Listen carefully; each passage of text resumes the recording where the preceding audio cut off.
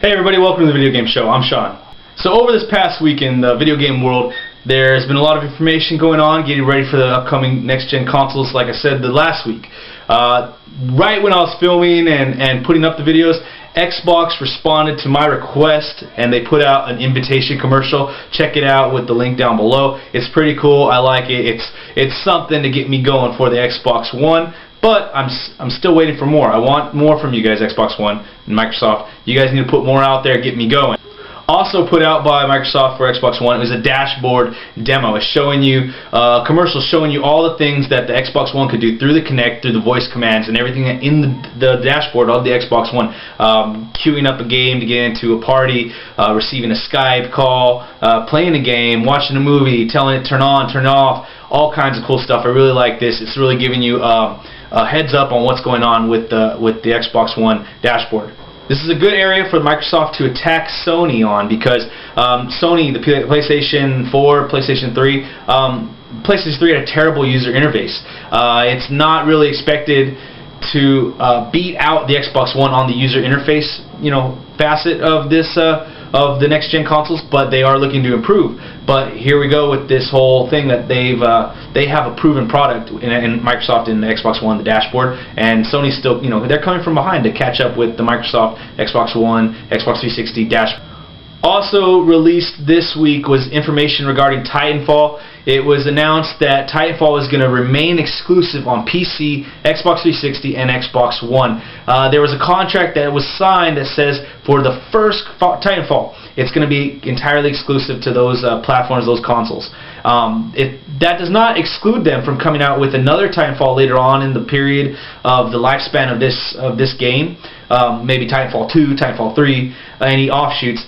Those can be made for both consoles or multi-platform, multi-console. But for now, it's going to be purely exclusive to PC, Xbox 360, and Xbox One. The good thing about this, though, is Respawn owns the IP, and they can do whatever they want after this first title.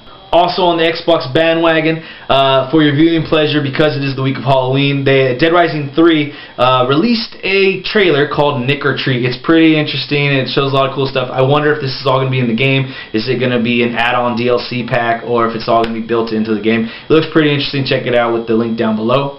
Some news that straddles the fence between Xbox One and PlayStation 4. It's all about Call of Duty Ghosts. It is coming out this next Tuesday. I'm really psyched for it. I'm just super excited for this one. This past week we had Battlefield 4. That, as you know, they're waging a war with Call of Duty Ghosts, and you also had Assassin's Creed 4 Black Flag come out this past week. But with Call of Duty Ghosts, it was announced this past week. On the PS4, it's going to be running at 1080p native. On the Xbox One, it's going to be running at 720p, and it's going to be upscaled to 1080p. The reason for this is because they were shooting for 60 frames per second. That was their goal. And the way to do that was they had to do it in 720p for Xbox One, 1080p for PlayStation 4. It is widely known that the Xbox One is a little less powerful than the PlayStation 4. They do have other aspects that might, give it a little leg up on the PlayStation 4, but in this aspect, this is what you're going to get. This is the question that I've seen all over the place. Is this going to change your idea of what you're going to buy, Xbox One or PlayStation 4? For me, I'm still going to get both. I'm still going to get this game on Xbox One because I'm playing it with all my friends on Xbox One. And I would just recommend you guys, pick it up on the console with all your friends, the console that you enjoy, the controller, the console that you really enjoy. Those are the three things that I always say is, where your friends at, what controller you like, what user interface you like, those types of things. Go with that, and it's not so much of a big a deal as long as they're both running 60 frames per second, and they both are going to look very similar to each other. I mean, as of right now, this is how a lot of the games are going to be. Maybe a year to 2 years down the line, when all the game developers figure out all the tech for both systems, then you might see more of a difference. But that's not right now. So I'm excited either way, and this could not stop me from buying it for my Xbox One. I'm still excited about it. And the other bit of news about Sony, about the PlayStation 4, is that they released on their blog, the PlayStation blog, FAQ. On this FAQ, they're going to answer all kinds of questions you guys have about the PlayStation 4. I gave it a quick read through as best I can. The thing is actually pretty long, and I found a lot of information that's pretty useful.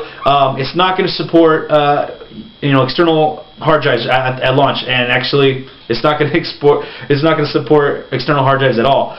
It's been said that the Xbox One is going to support external hard drives, just not at this moment, but in the future it will. Some other good information it's giving you is letting you know that you can switch out the hard drive. You can put another hard drive in there if you have a preferred model you like, as long as it fits their specifications. It's giving you all kinds of other information. I'd recommend you guys go check it out if you guys have any questions about the PS4. If you want to know more intricate details, go check it out. You'll get a lot of useful information. And for all my sports games fans out there, just to let you know, Tiger Woods' PGA Tour is not going to be happening anymore. Tiger Woods and EA Sports have ended their relationship together, and they are just going to go their separate ways. As of right now, the PGA Tour game has not been announced if they're going to be launching any games in the future, but it is on postponement for this year. They're not going to be coming out with one this next year, but it is going to be postponed at least for now. This means that they could come out with one in the next year to 2 years, but not for now. There's lots of speculation of why this can be happening. Odds are, though, it's because of low sales. It's gone down, and it's been in the low hundreds of thousands over the last year to 2 years. So hopefully they can come back and come back in 2 years with a good game that's worth buying again. Because I really enjoyed this game when it first came out in the mid 2000, 2005. I really enjoyed this game. It was really good. Ubisoft has announced that they're going to drop their online passes, and this is great news for all of us gamers because now we're not going to have the restrictions that were formerly placed in front of us when we'd buy a pre-owned game or borrow a game from a friend. Now, regardless, you're going to be able to go in there and play the multiplayer. This is great news, and I'm really happy that they're doing this. EA already did this, previously, back earlier in the year. I think it was in July. But Ubisoft has also released, they've dropped some footage from South Park, The Stick of Truth. It looks really cool, really clean. I really like it. You really can't tell the difference, of course, between the gameplay and the cutscenes. It's so seamless, and it looks like it's going to be a really good, turn-based strategy game, based, RPG. It looks really cool. In the video, they show them picking different types of weapons on a wheel, kind of like, I guess you would say, it's in the form of like a Fire Emblem, but except with you don't have to go certain many spots. I would also say, to me, I haven't played a lot of these types of games, so I would say Fire Emblem and Pokemon. Those are the games I liken it to. It looks really interesting, and it looks so interesting that I might want to buy it. It's coming out on March 11th, I think it is, and it's really cool. I'm really happy that they're actually going to get this thing off the ground because Trey Parker and Matt Stone have been working their butts off for this game. It looks really cool. Alright, and so a couple weeks ago I announced that they're going to be making some 3DS bundles, the Year of Luigi and the Legend of Zelda, the Link Between Worlds bundles. Well, good news for us Americans, North Americans, is that they're going to bring the Link Between Worlds 3DS bundle to the US. I'm really happy about this. It's going to come out on November 22nd when Link Between Worlds is set to release.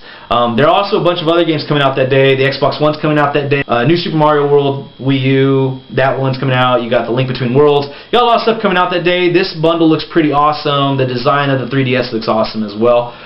And I'm just really excited. This month of November is going to be awesome. And to leave you guys on some really cool news, The Walking Dead Season 2 is going to be coming back this year. It's going to be stretched out all the way till next year, 2014. But they did release and drop a nice little teaser showing you some really cool stuff. And why don't you guys check that one out? It's really awesome. Alright guys, you know how I like to wear very eccentric shirts, lots of different shirts with designs, cool designs. This shirt right here I'm wearing is called Roar. It's designed by a guy I met named Evan Eckerd. He has a YouTube channel, youtube.com/Evan Eckerd, EVANECKARD. Check out his YouTube site, it's really cool. He is a really good artist.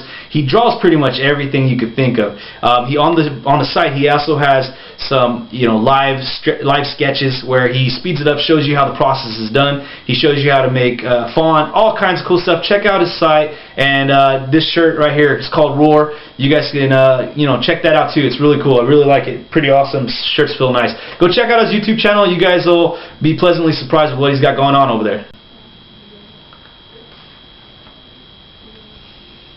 So that's it for the video game show this week, guys. Remember to click the like, share, subscribe buttons down below. Remember to leave your comments, questions, inquiries in the comment section down below. And let's have a great conversation this week. We'll see you next time.